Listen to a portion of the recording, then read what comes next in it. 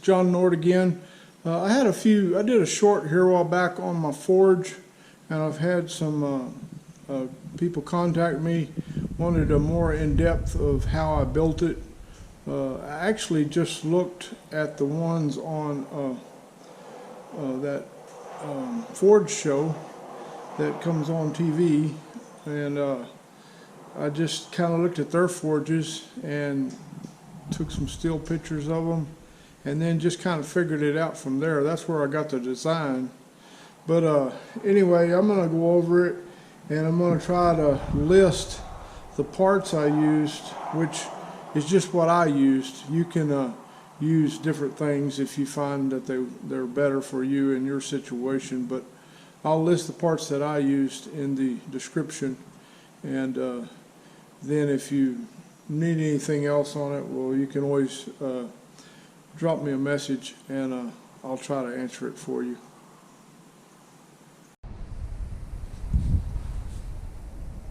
Okay, to start with, we'll talk about the box.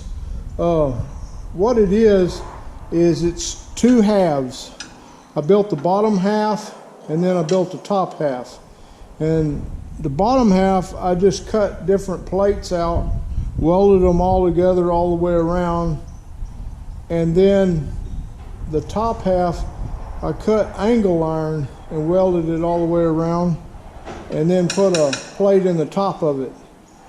And that just worked better for me. This thing will separate, and that way you can change your tiles out if you need to, or get in there and work on it or whatever. Inside the box is, let me get my list out here. Inside the box is 12 9 by 4.5 by 1 inch, 1 1/4 inch thick fire bricks. I got them at Tractor Supply. They usually have them in the fall, right before winter. And that's what I used on the inside. I've got 4 laying this way across the bottom, and 4 laying that way across the top.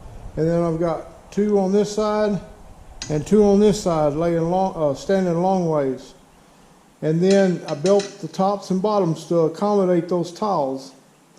And I'll show you here on the inside, up here where these pipes come through the tiles, I cut out some holes in the tiles with I think I used a cement type grinding bit, and just ground out a hole.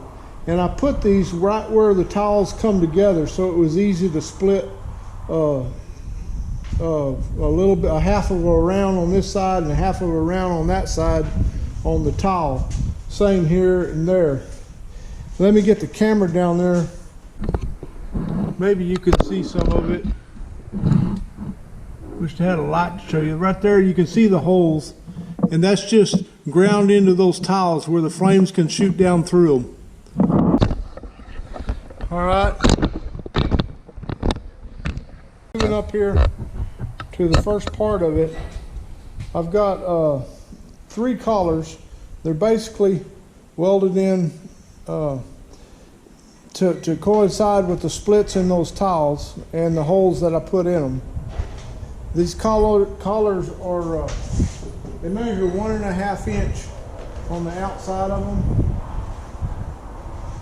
OD, and the inside of them measure 1 1/8 inches.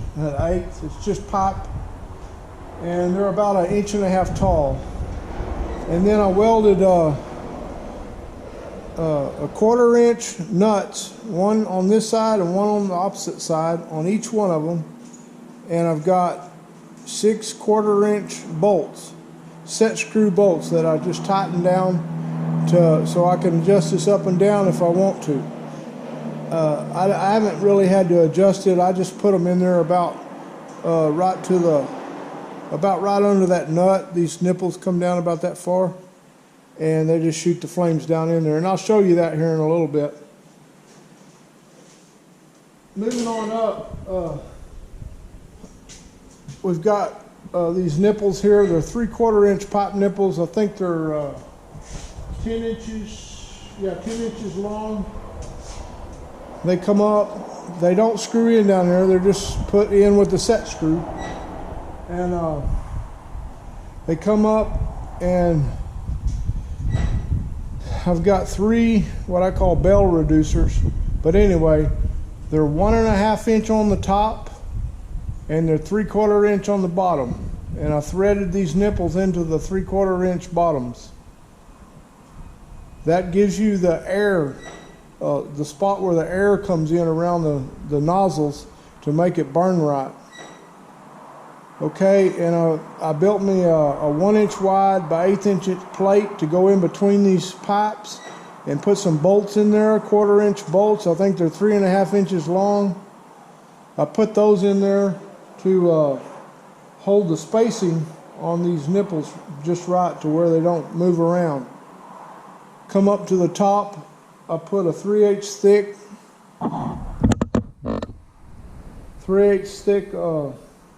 strap. I think it's about 1 inch to 1 1/4 wide, and about I believe 8.5 or 10 inches long, something like that. Just, you know how long you'll need it, because I welded a little tooth right here, or a peg right here on each end to hold them bells in there. And then there's some right here up around these on the inside. That keeps those, each nozzle right in place in the center. So when they spray in there, they're getting the right amount of air around them. So it just kind of locks it in. When you bolt all that together, these don't go nowhere. And that's how I did that. Okay, moving on. I went to brass fittings coming out of here. And what I did is, now these are pipe sizes, or the way I term them, but this is a 1/8 inch by 1 inch long brass nipple. It's threaded on both ends, and it's 1 inch long. And what I did, I can't show you because it's down under here, but I took a 030 MIG tip from a MIG welder, and you can buy those at Tractor Supply. And I put it in the end of this nipple right here, and I solder it, high heat soldered it into that brass nipple. You can't find anything that will thread in there, so I just put it in there, bored it out to where it would go up in there, and then I soldered it in on each one of these. So underneath each one of these brass nipples is a 030 MIG welding tip, and it just extends down probably just below this strap, and there's a tiny hole in the end of it, and that's what shoots your gas in. The air mixes in from the sides, and it makes a perfect storm, so to speak. Okay, coming up from that 1/8 inch nipple, I had to start reducing, or start going up. So I went from a 1/8 inch brass female right here, national pipe thread, by a 1/4 inch male pipe thread. Then I went up into there and got it up to 3/8. This is a 1/4 female national pipe thread by 3/8 male national pipe thread. And then I went into a 3/8 brass ball valve. And I like the ball valves. They're adjustable. You can regulate your gas just right. I usually just run one jet because it gets so dang hot. I don't need the other two, but when I really want to heat something up, I can turn the others on. After we come out of the ball valve, we go to I think it's a 3/4 inch, 3/8 nipple, brass nipple. And that goes into a 3/8 brass elbow, female on both ends. And then we go over to a 3/8 nipple that I believe this nipple is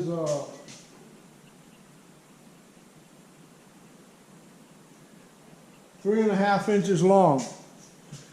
And I think it's just steel. You could use brass if you want to go with the money. And I go into it what I call a female cross, but it's 3/8 cross. You got female here, here, here, and here. And all of these thread in the same way, and all of it comes together on this cross. I go up from that with what I call a street L. It's threaded 3/8 here, and it's a male threaded, and then up here it's 3/8 female. Let me get the camera on this side here. Okay, we go, I think this is a 1.5 inch long 3/8 nipple coming out of that street L. It goes into a reducer, but it's turned around. Of course, we got the 3/8 female on this side, we got the 1/2 inch on this side, and we finally get to a 1/2 inch galvanized union. Now this union is so you can take this loose and then you can pull your top apart and you don't have to mess with the rest of it. That's pretty much what holds it down on there. It'd have to move this pipe up if it came apart, which it's not going to do because it's real heavy. We come out of that union with a 1/2 inch nipple. You can just do whatever length you want here, and we get down to here and we've got a 1/2 inch elbow female on both ends, and we come on down. You gotta excuse my shop, I got a lot of junk in here. I'm into all kinds of stuff.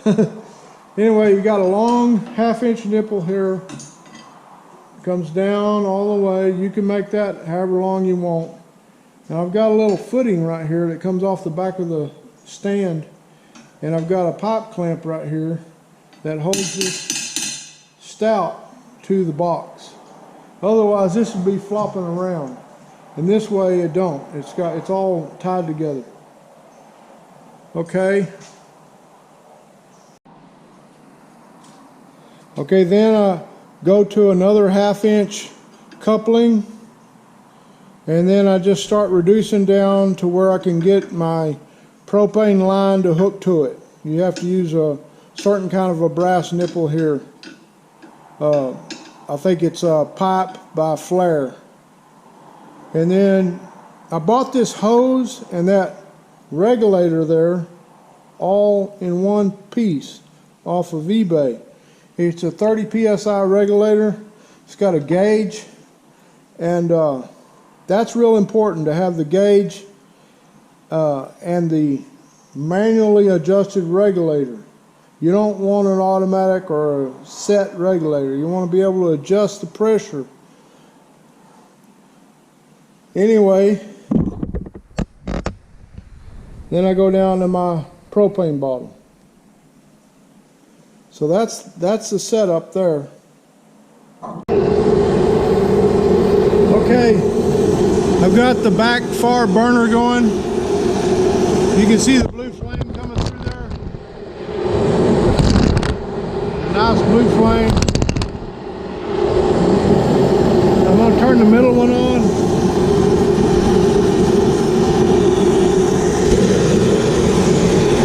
There we got two. And I'm going to have to move the camera back. This thing's like a jet engine. There's three. And you can flat heat some metal up with this thing.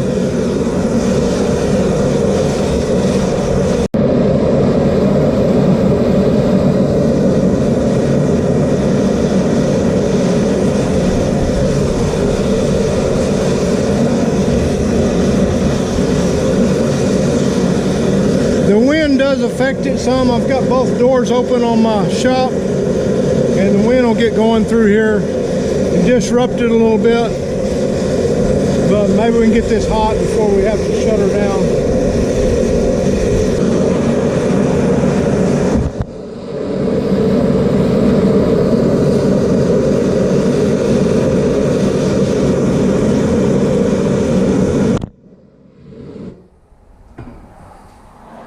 anyway, it will heat up some metal. You can make knives, bend horseshoes with it, axes, hammers, whatever you need to do. Okay, anyway, that's the demo on the forge, and I could never show you the procedures of building the whole thing. I guess I could, but I've already built it and I don't need another one. Anyway, I'm hoping that by describing how I built it and the things I put into it, you're able to recreate one. And you can use different parts. I think the most important part is the jets right here to keep it working right.